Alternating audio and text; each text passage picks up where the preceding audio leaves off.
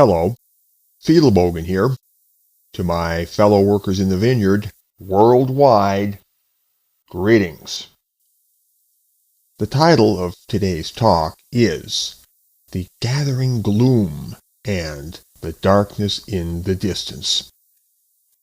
The feminist project is to increase female power and control over every possible dimension of life, and most especially where men are involved. Ultimately, when they speak of empowering women, they intend that female power shall increase without limit in relation to male power. This naturally requires that male power will not grow to keep pace with female power. Male power could either flatline itself or diminish, but either way, the plan of feminism would be fulfilled when female power shows a growing surplus in relation to male power. In particular, the plan is to continue, by other means, the traditional male obligation to sacrifice for women and to supply them with resources. But in tandem with that, a social fiction of female independence is to be constructed by means of elaborate rhetoric and societal stage props. In this way, women who are so inclined may go jauntily about the charade of not needing a man while depending on blood metaphorically wrung from men in order to sustain this. All of the foregoing may then be combined with women's sexual bargaining power. Thereafter, through the witting or unwitting agency of women at large, the feminist project will maximize its domination of men both politically and in the realm of personal relations. In short, the feminist maxim that the personal is political will have been brought usefully to fruition. In the end, women will have more choices than ever and fewer obligations toward men. That is what the feminist project seeks to make real for women at large. But men and boys would be squeezed toward a condition that more and more approximates slavery, although it would be considered bad form to call it that, and if you floated any such suggestion, you would be branded as an extremist, a misogynist, or some other dreadful thing. This paints a grim tableau for the future, grim not only for its predictions, but for the backstory it provides to the growing alienation among men toward women. I monitor these things pretty closely, and if you are a newcomer to all of this, especially a non-feminist woman wishing to help in some way, then I can hardly overstate the case. This is all very, very real, and is growing steadily worse. You must understand that far too many women, whether self-declared feminists or not, seem to fall acquiescently into line with the things we are describing. In consequence, more and more men are drifting toward a settled conviction that women are mercenary animals who cannot be trusted.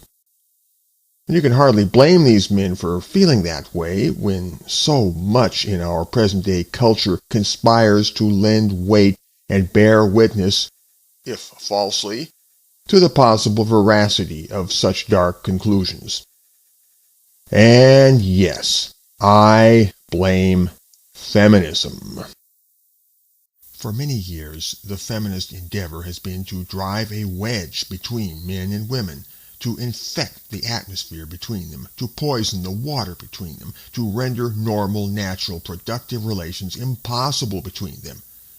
And the present deteriorating state of social existence will testify to the considerable success of feminist efforts. Make no mistake, feminists are aggressive, driven, worldly-minded alpha people, full of vanity and craving. They are not mellow. They are not laid back. They are not philosophers. They do not have the gift to be simple. Feminism has quite willfully and skillfully set men and women at odds with each other, almost at each other's throats, by undermining their sense of shared interest and mutual obligation. Moral constraints upon women's behavior have been largely redefined as forms of oppression or controlling, as if anybody could hope to go through life with no occasional sense of heaviness and absolved from even self-control.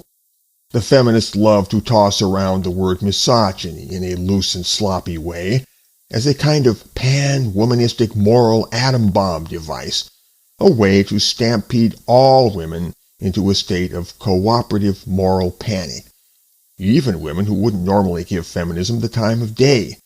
It is a way to sell feminism by high-pressure sales tactics, since misogyny is a kind of ambient poison that would, in theory anyway, strike women universally and irrespectively. And yet, the growth of male ill-feeling toward women is positively guaranteed to happen under the septic conditions which feminist innovation has introduced into the world. There is no conceivable way it couldn't happen. For years, feminism has been like a busy farmer, growing misogyny like a crop, mulching, manuring, disking, harrowing, plowing, sowing, constantly bringing new acreage under cultivation, and reaping progressively bigger harvests. So, the present state of social existence pushes men and women both down an escalating spiral of bad behavior and mutual recrimination, and the worst of it is that the average man or woman doesn't know what is really going on, and accordingly takes appearances at face value, falling into the same trap time and time again at every iteration of the cycle. And feminism grants women a free license to do their worst at every stage.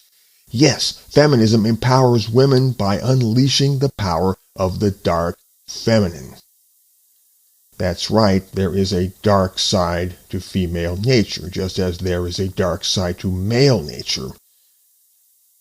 There is a dark side to human nature, after all. And women are human. Or does anybody not agree with that? Meanwhile, men are held fully accountable for every misstep or misdeed, and for every cross word about women that might roll off their tongues for any reason whatsoever. If present trends continue, then so-called misogyny will grow and grow. And the feminists will never stop blaming men for this, for if they did that, then they would, ipso facto, no longer be feminists. A feminist who didn't blame men for most of the problems in the world would not be a feminist. That's what it means to be a feminist, you know.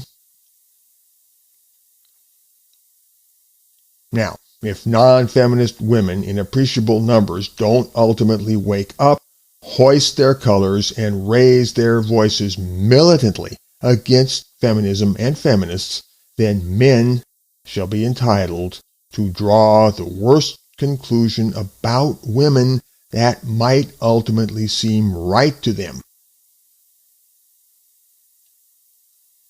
That day, of course, is not yet.